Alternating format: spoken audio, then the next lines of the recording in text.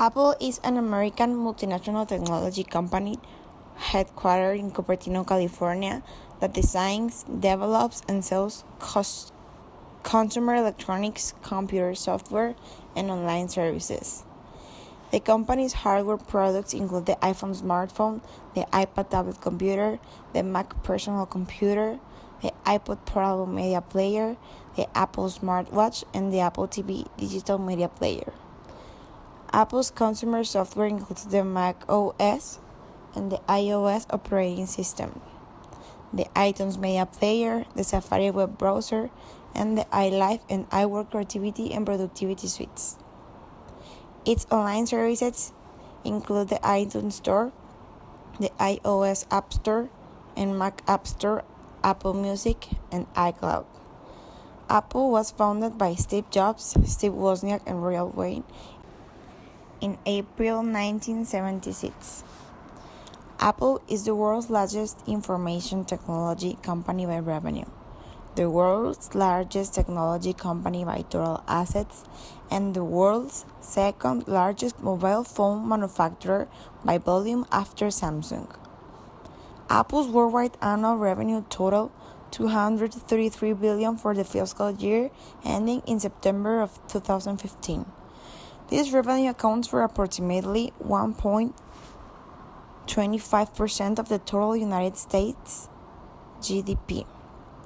The company enjoys a high level of brand loyalty, and according to Interbrand's annual Best Global Brands report, has been the world's most valuable brand for 4 years in a row, with a valuation in 2016 of $178.1 billion.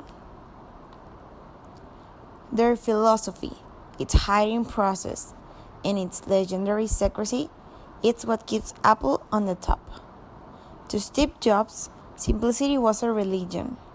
He built a company based on its principles, in which the complexities of traditional business were simply not tolerated. Simplicity was also his most powerful weapon, a means of humbling category leaders once thought to be invincible. Apple product design process. Every product at Apple starts with design. Designers are treated like royalty at Apple, where the entire product conforms to their vision. This is the polar opposite of the way it works at other companies.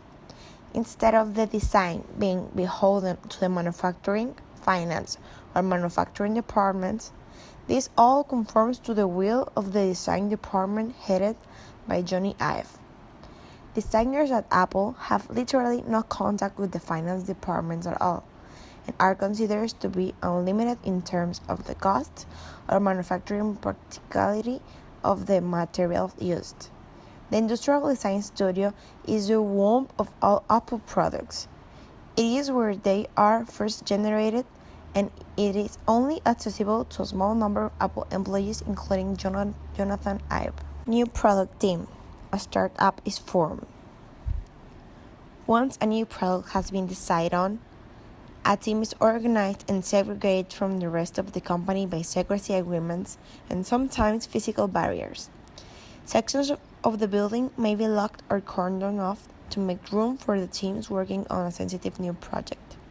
This effectively creates a startup inside the company that is only responsible to the executive team, freeing them from the reporting structure of a big company.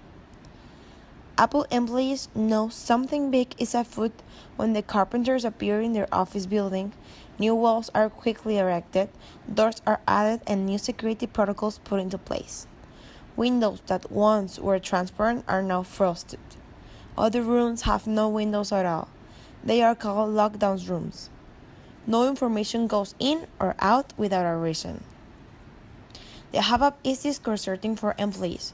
Quite likely, you have no idea what is going on, and it's not like you are going to ask. If it hasn't been disclosed to you, then it's literally none of your business. What's more, your badge, which got you into particular areas before the new construction, no longer works in those places. All you can surmise is that a new, highly secretive project is underway, and you are not in know End of story. Secrecy takes two basic forms at Apple: external and internal. There is the obvious kind, the secrecy that Apple uses as a way of keeping its products and practices hidden from competitors and the rest of the outside world. This cloaking device is the easier of the two types for the rank and file to understand because many companies try to keep their innovations under wraps. Internal secrecy, as evidenced by those mysterious walls and off-limits areas, is thought to so much. Yet the link between secrecy and productivity is one way that Apple challenges long-held management truths and the notion of transparency as a corporate virtue. Apple New Product Process, AMPP. Once the design of the product has begun, the AMPP is put into action. This is a document that sets out every step in the product development process of a product in detail. It's not an original Apple concept that was first applied at the company during the development of the Macintosh. It maps out the stages of the creation, who is responsible for completion, who will work on each stage, and when they will be completed. The EPM Mafia. Once product begins production, two responsible people are enlisted to bring it to fruition: the engineering program manager and the global supply manager.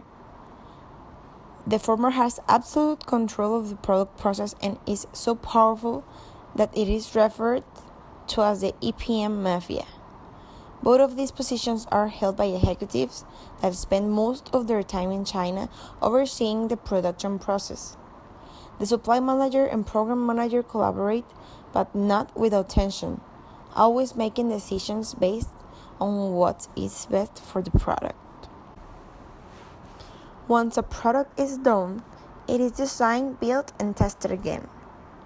At times, there are leaks that display versions of a product like the iPhone that we never see released. Many times, these leaks come from China, where a factory worker has been paid to hand off a prototype to a blogger or journalist. It turns out that once Apple is done building a product, it redesigns the product and sends it through the manufacturing process again, explaining the various versions we may see leaked. This is a 4 to 6 week process that ends with a gathering of responsible Apple employees at the factory. The EPM then takes the beta device back to Cupertino for examination and comments, hopping right back on a plane to China to oversee the next iteration of the product. This means that many versions of any given device have been completed, not just partially prototype. This is an insanely expensive way of building a new product, but it is the standard at Apple. The packaging room. A room in the marketing building is completely dedicated to device packaging. The security here is matched only by the sections of the building dedicated to new products and to design. At one point, before a new iPod was launched, there was an employee who spent hours every day for months simply opening the hundreds of prototypes within in order to experience and refine the unboxing process. Apple new product launch is controlled by rules of the road. An action plan for the product launch is generated, called the Rules of the Road. It's a top secret document that lists every significant milestone of a product development up until launch. Each milestone is annotated with a directly responsible individual that is in charge of making that item happen. Losing or revealing this document to the wrong people results in an immediate firing, as noted in the document itself. As you can see from the breakdown, Apple often makes decisions that make the process more expensive and less efficient in order to produce a seriously better product. These are things that shouldn't pay nearly the dividends they do, but consistently fail to disappoint. Many companies are too complex or too hidebound in the traditional way of doing things to take on many, if any, aspects of Apple process. Still, there is an alluring simplicity to Apple accountability, Sam's, and its devotion to good products first. And there is, of course, the massive financial success of the company over the past 10 years. The aversion to produce publicity is a constant at Apple. Phil Schiller, Apple's powerful senior vice president of product marketing, has been known to compare an Apple product launch to a blockbuster Hollywood movie opening weekend. There is tremendous emphasis on the product's first few days. Akin to film's opening weekend, releasing details ahead of time would dampen the suspense. Indeed, Apple fanboys camp out in front of Apple stores in anticipation of a new Apple product releases in a way that is reminiscent of the lines that once greeted a new installment in the Lord of the Rings of Star Wars franchises. That is precisely the effect Schiller desires from the day one burst of activity. I still remember him drawing the spike over and over, said a former Apple executive who worked in Schiller's organization. Another reason Apple wants new products to remain in stealth mode until their release dates is so they don't steal the thunder from existing products. If consumers know exactly what's coming, they may hold off on a purchase for fear it will be superseded by the next generation. This link of demand renders products already on retail shelves or in warehouses awaiting purchase worthless. Indeed, even imperfect information can damage sales. Apple set expectations of a new iPhone in the summer of 2011 hurt sales of the existing iPhone 4. Steve Jobs, who was uninterested in discussing money, took a nuanced view of the subject of happiness and enjoyment at Apple. I don't know anyone who wouldn't say it's the most fulfilling experience in their lives, he once said. People love it, which is different than saying they have fun. Fun comes and goes.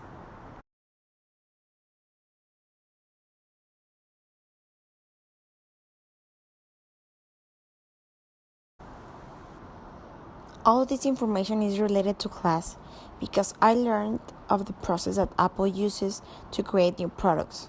Although they don't describe and show people what's coming next, they need to follow a sequence to reach their goals. All enterprises have different processes. Some of them have them in public and others in secrecy, but that's what keeps those enterprises being successful. That's what makes them unique and different.